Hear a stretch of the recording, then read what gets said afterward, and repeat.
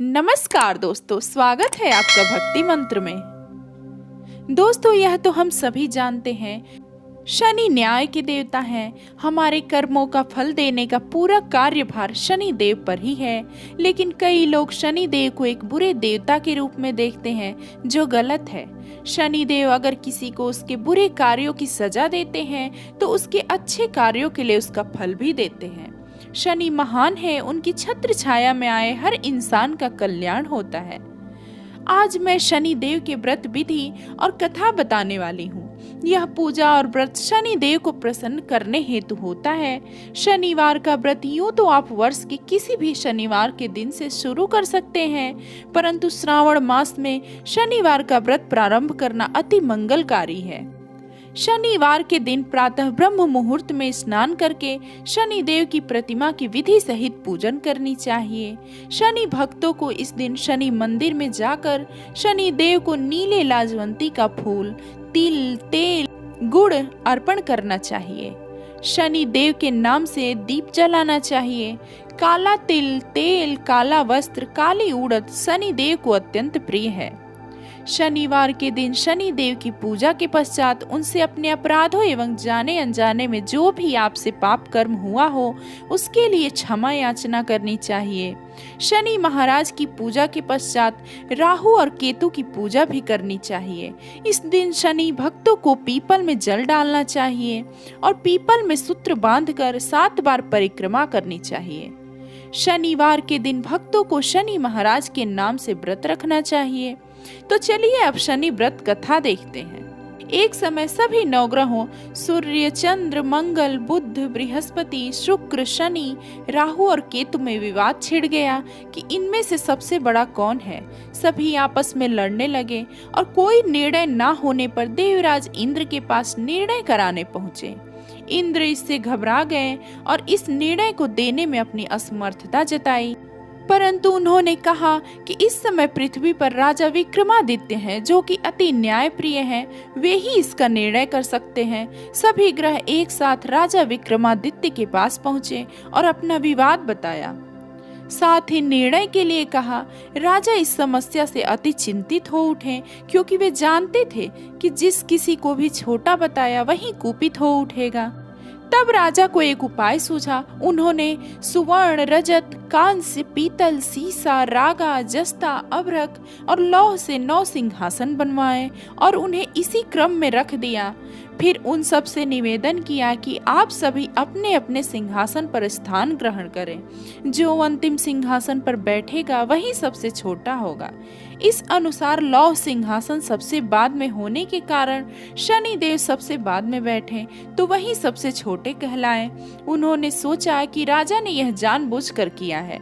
उन्होंने कुपित होकर राजा से कहा कि राजा, तू मुझे नहीं जानता। सूर्य एक राशि में 1 महीना, चंद्रमा 2.25 महीना 2 दिन, मंगल 1.5 महीना, बृहस्पति 13 महीने, वो बुध और शुक्र 1-1 महीने विचरण करते हैं, परंतु मैं 2.5 से 7.5 साल तक रहता हूँ।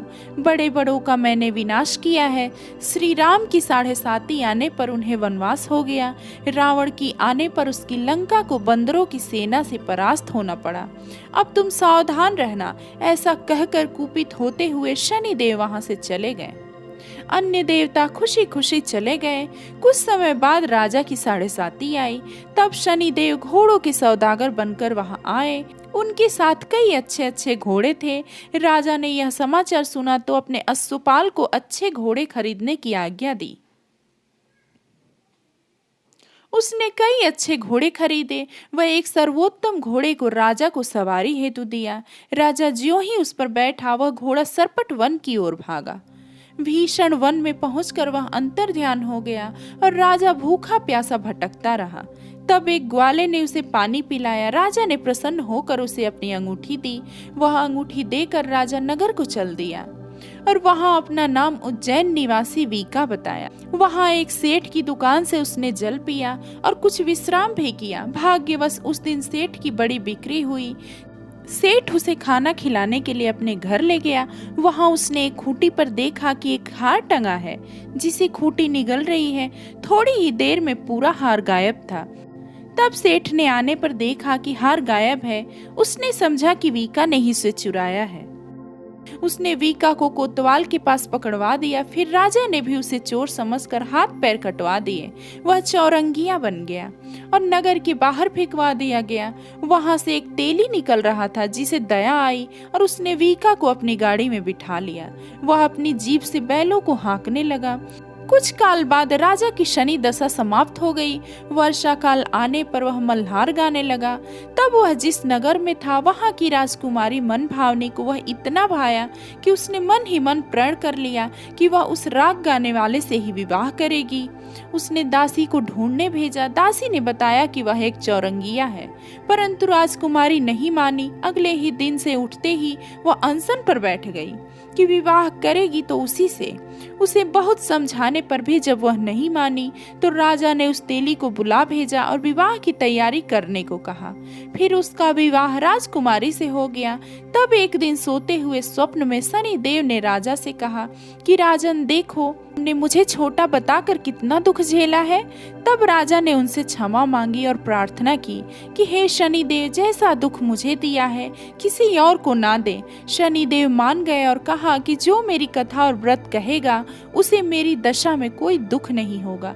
जो नित्य मेरा ध्यान करेगा और चींटियों को आटा डालेगा उसके सारे मनोरथ पूर्ण होंगे। साथ ही राजा को हाथ पैर भी वापस दिए। प्रातः आंख खुलने पर राजकुमारी ने देखा तो वह आश्चर्यचकित रह गई। वीका ने उसे बताया कि वह उज्जैन का राजा विक्रमादित्य है। सभी अत्यंत प्रसन्न हुए। सेठ ने जब सुना तो वह पैरों पर गिरकर क्षमा मांगने लगा। राजा ने कहा कि वह तो शनि देव का कोप था, इसमें किसी का क्या दोष। सेठ ने फिर से निवेदन किया कि मुझे शांति तभी मिलेगी जब आप मेरे घर चलकर भोजन करेंगे।